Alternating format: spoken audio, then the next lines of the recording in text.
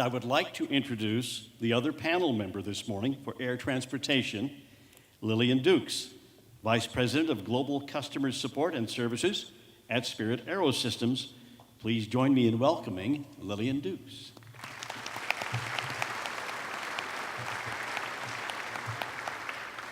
Lillian, we're going to give you a couple of minutes to respond to what you just saw. You got some response to that? Just a little bit, maybe.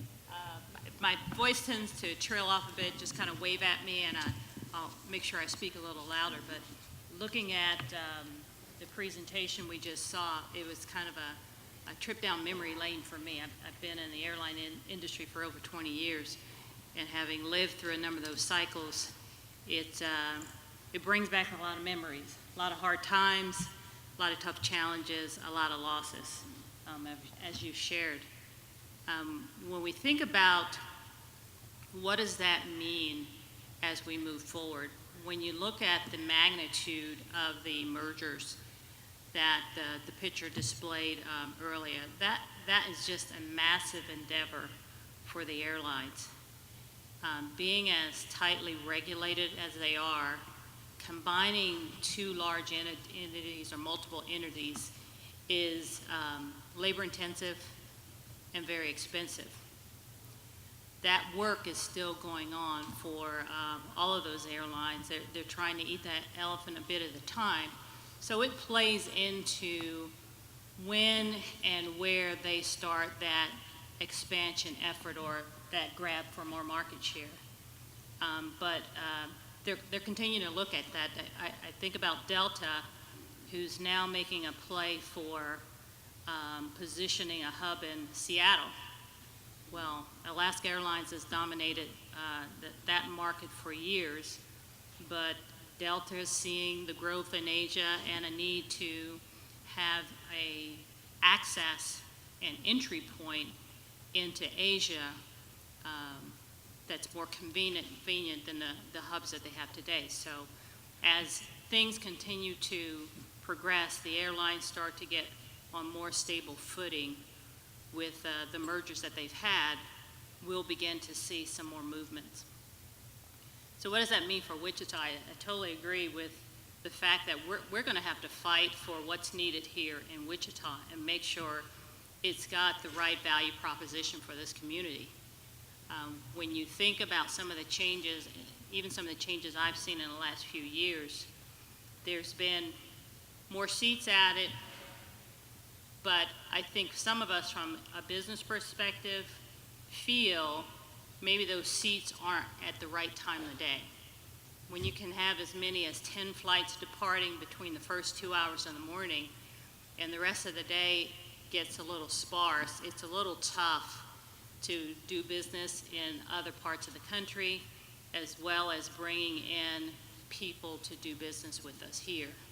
The other component of that is when you think about the impact it's having on our leisure travel for families in the community, how many times have you talked to people who are driving to Kansas City and Oklahoma City because they can get tickets that are $200 to $300 cheaper than what you can get out of Wichita? Well, we don't want to lose the revenue here for this community. So we've got to be vocal with the airlines that are flying here and ensure we can stay competitive so we can keep that revenue in our communities. All right, thank you. We have a few questions for you this morning, obviously. First for William is consolidation the cause for the capacity cuts taking place across the country? You know, it's interesting. Everybody wants to blame consolidation for anything that one views as a problem today in the industry. I think you hear there are so many forces at work here that I think it's difficult to isolate one event like consolidation. I think consolidation in concert with capacity discipline, in concert with the ability to raise fares. Certainly it is a major contributing factor, but I don't think it's the only factor that are leading. It's that thing called oil, and the fact that you had an industry that was born on $30 oil, and oil now in the wing is $120. That kind of changes the way you have to do business. And when oil becomes your biggest expense versus labor, That's a fundamental change, because as I grew up analyzing this industry, oil was 15% of the airline industry's costs for 30 years. Today, it approaches 40. So it's just very, very different. And I think that event versus consolidation, capacity discipline, and the like has been the most significant catalyst for the changes. Care to respond in any way to that, Lillian? I'd have to totally agree with that. Having been in the airline when a lot of that change and increase in fuel prices was happening, the pressure you feel within the organization to cut costs, and in a lot of places, it happens in headcount before it happens in your processes. So there was quite the scramble to try to recover from that and to mitigate some of that impact. And as you can see from the losses in a lot of cases, we were ineffective in doing that. Question for Ms. Dukes. What is driving the robust demand for commercial aircraft? Well, I think if you look at the increase in demand, it's been about an average of 5%. The increase in travel this year is about 6%. As we talked before about the need for aircraft that are more fuel efficient and have the ability to carry large amounts of people, that have the ability and the technology that can do more than what we did 5 or 10 years ago. Airlines are taking the opportunity now with favorable interest rates to finance these deals to move into products that will bring them greater value. Also, as was mentioned earlier, as the legacy aircraft age, the cost of maintenance on those aircraft is increasing exponentially. The cycle times are increasing. The amount of downtime required to maintain those airplanes is also increasing. So with the introduction of the newer fleets, you kind of get a honeymoon period on those maintenance events, which the airlines will start to take advantage of here as they begin to bring more of those aircraft online. Mr. Swelbar, any comment on that? The maintenance issue is significant, but what it is that we see today is an industry that is buying new airplanes, but the airplanes are for replacement of a fleet that's very, very old. We don't see many airplanes out there that are used for growth, and that's really the significant change that I see. All right, Mr. Swelbar, I think you were rather animated last night at dinner about this, but small communities sold on the idea that consolidation will benefit them. Will that prove to be the case?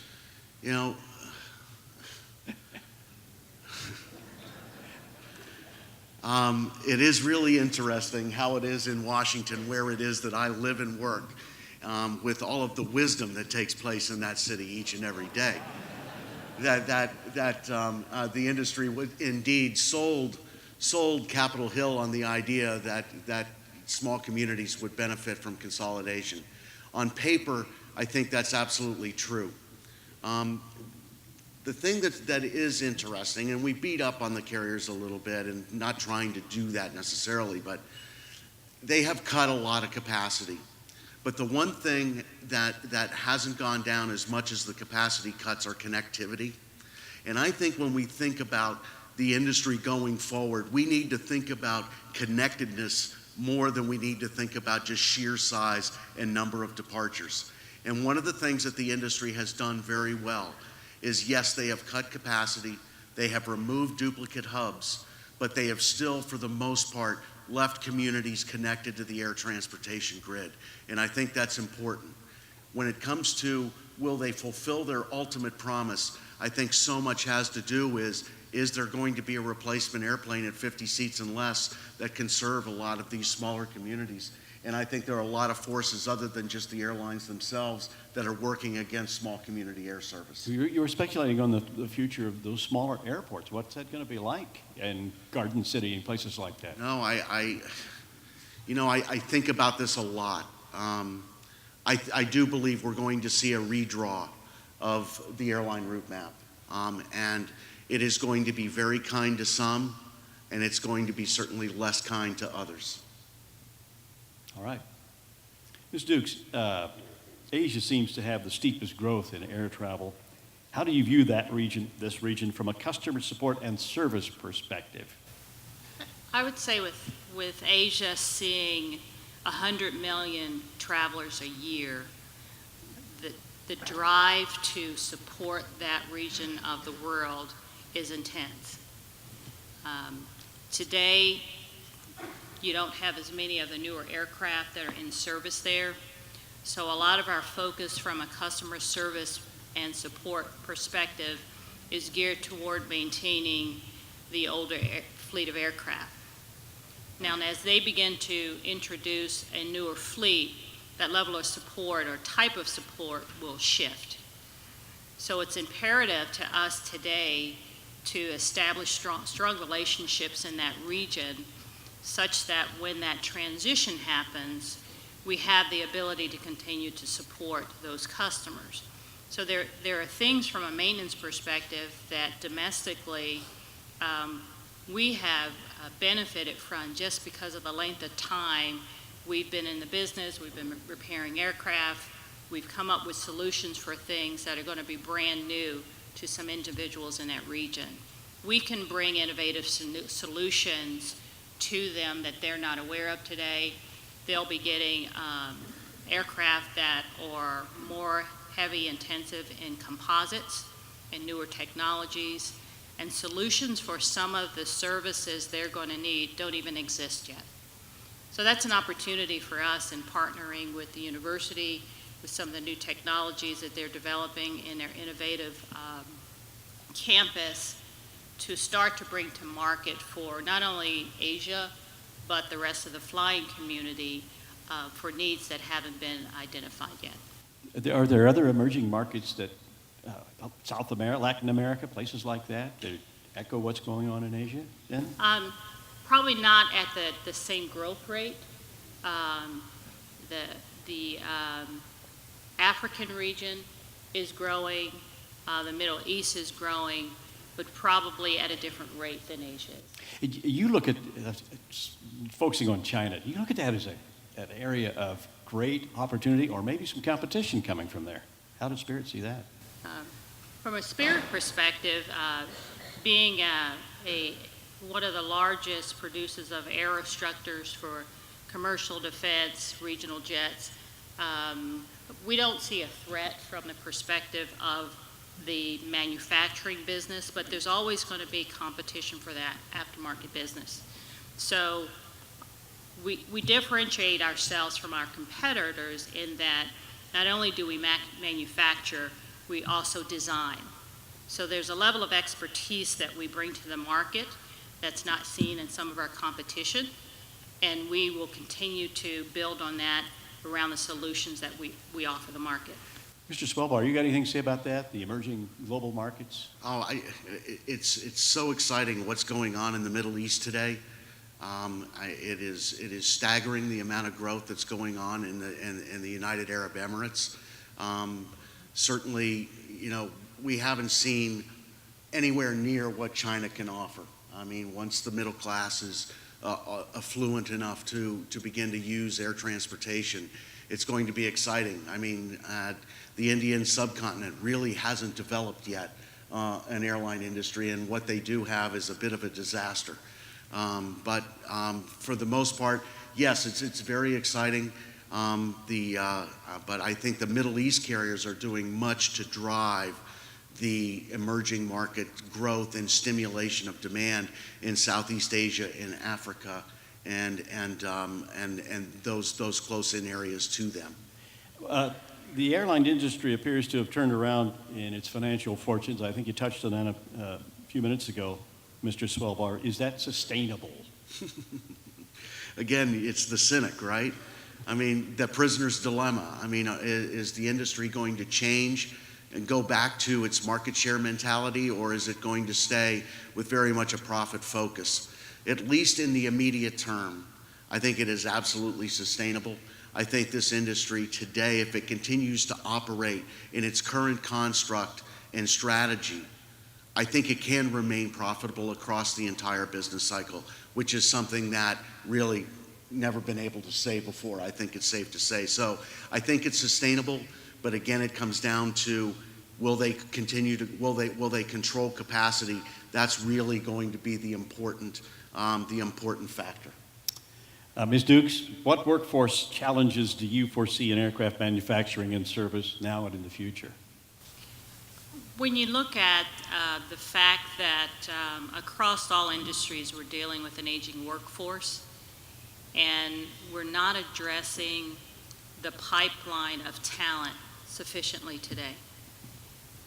When you look at some of the foundational programs that are offered to students at all levels within the educational system, we still don't have a high enough emphasis on the science, technology, engineering, and mathematics fields. We know from a lot of research and studies and experience that if that type of exposure is not provided to our youth early on in the developmental processes, they tend not to focus in those areas, and that's hurting us.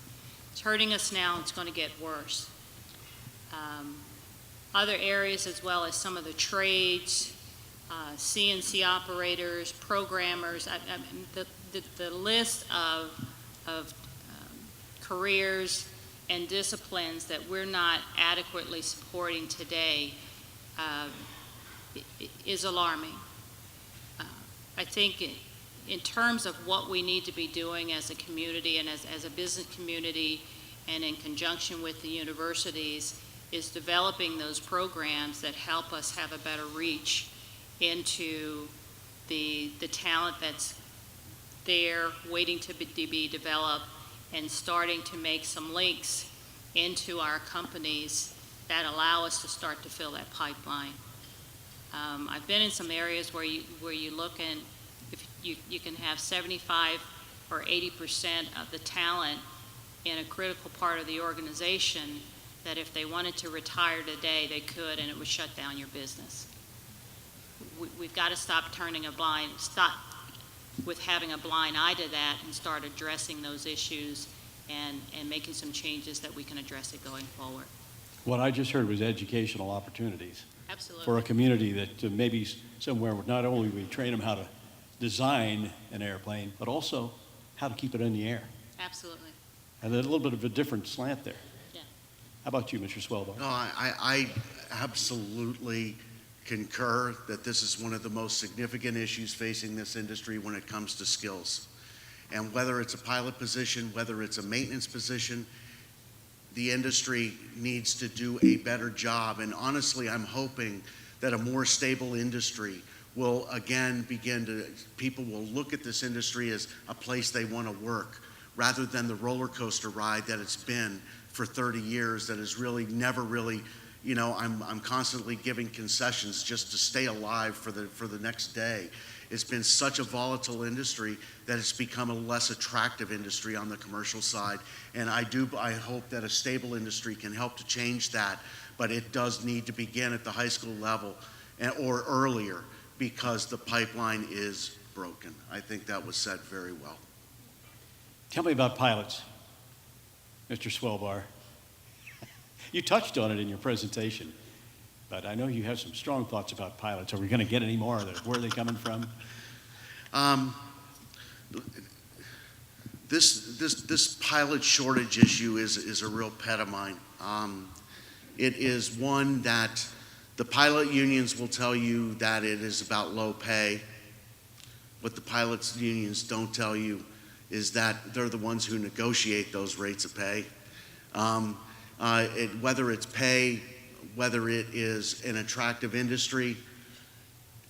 I mean, right now, between 2015 and 2022, there will be 14,000 pilot retirements at Southwest, United, Delta, and American only. Where are those replacement pilots going to come from? Likely they will come from the regional sector. Today, there are only 18,000 pilots flying in the regional sector, which is why it is that I asked the question, will there be a regional business? because certainly the main line is going to be able to attract pilots to fly their airplanes. What about the smaller airplanes in the smaller communities? And that's what it is, where it is that the pipeline is really struggling to fill itself. And so it is an enormous, to me, it's one of the most significant industry issues. And the sad part is, it's not alarming enough today to get anybody in Washington that excited. But come 2017, it's going to get much more interesting. Because right now, kind of the commercial business is like a Ponzi scheme. Bless you, Bernie Madoff. I mean, the Ponzi scheme in that I can cut enough frequencies today to fly, you know, a significant portion of my route network because I don't have enough pilots to fly the entire network. But at some point, I can only cut so many frequencies before I need to vacate markets. And by my math, that starts to happen around 2017 when we've taken about 500 units out because we can't find enough pilots to do that. And you talk to a number of the regional operators today that are taking delivery of the bigger regional aircraft. They're taking 2 76-seaters a month. And in order to fly that airplane, they need to park 4 50-seaters because I need to have 2 people in training and 2 crews and 2 sets of crews or 5 sets of crews to be able to fly the new airplane that comes online. So this is just really Well, you know, a big issue. Sorry I took so long. that's all right. We see news stories in our shop about 2 or 3 a week about cars that can drive themselves. What about airplanes? I'm not sure I want to go there. Not yet. Not yet. Ms. Dukes, for airline travelers, price drives the market. For your customers, what sets Spirit apart from your competition? Well, I alluded to it earlier. Our value proposition in the marketplace is different. Being a designer as well as a manufacturer of aerostructures sets us apart. The other piece of that, I believe, comes in the ability to develop those engineering solutions, creative repair solutions that are not readily available. So providing that value, focusing on quality, reliability of the product, and being able to provide parts that are coming off the exact same production line as what's going into a customer's airplane sets us apart. And we'll continue to get that message. A lot of people don't realize that because there's a confusion between a OEM part and a licensed part. And unless you understand how that works from a regulatory standpoint, to some people, they're different. For Spirit being the aftermarket entity for the manufacturer of the same parts we're providing to Boeing, for us it's the same part, whether it's going to directly into a production aircraft or going to support our aftermarket customer. So we continue to try to do a better job of explaining that or educating our customers. Domestically, that's well known. There's no confusion within the market here in the U.S. However, internationally, it's still a learning process with our customers there on the difference between a licensed part and a part that's provided by Boeing. All right. Well, thank you for your participation this morning. Mr. William Swelbar, MIT Air Transportation, Lillian Dukes, Spirit Aerosystems, thank you for participating.